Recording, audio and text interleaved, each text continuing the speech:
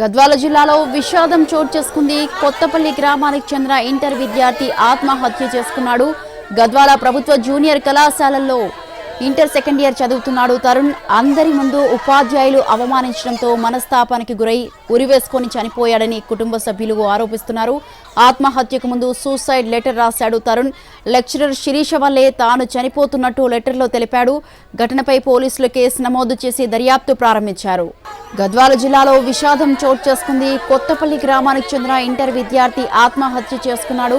గద్వాల ప్రభుత్వ జూనియర్ కళాశాలలో inter second year చదువుతున్నాడు తరుణ్. అందరి ముందు ఉపాధ్యాయులు అవమానించడంతో మనస్తాపానికి గురై ఉరివేసుకొని చనిపోయాడని కుటుంబ సభ్యులు ఆరోపిస్తున్నారు.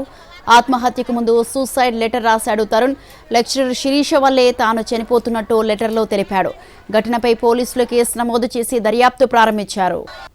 గద్వాల్ గవర్నమెంట్ ఎంఎల్డి కాలేజ్లో ఇంటర్ సెకండ్ ఇయర్ చదువుతున్నాడు సార్. ఆ బాబు చాలా clever student sir. District second rank వచ్చాడు సార్.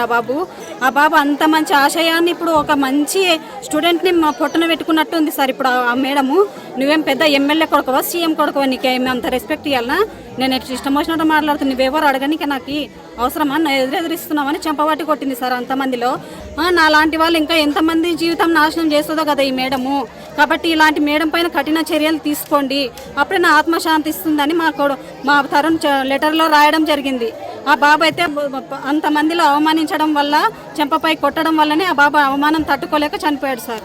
చెప్పకుండా లెటర్ రాసి గురి పోసుకున్నాడు, చచ్చిపోయినాడు. మేము మామూలు తోలి వచ్చే తలకలా గడిపెట్టినాడు, గురి వేసుకొని చనిపోయినాడు సార్. అది కోసం సార్ ఆ చదువులో ఏమనిందంట టీచరు, అదే రాసినాడు మ్యాటర్. నాకు ఒక మాట చెప్పిట్టుకుని నేను పోయి అడుగుతుంటే ఆమెని అడిగి నేను వద్దులేరా, ఇది వద్దులేరా, ఇంకో కాలేజీలో జాయిన్ చేస్తాను అని చెప్తుంటే నాకు అది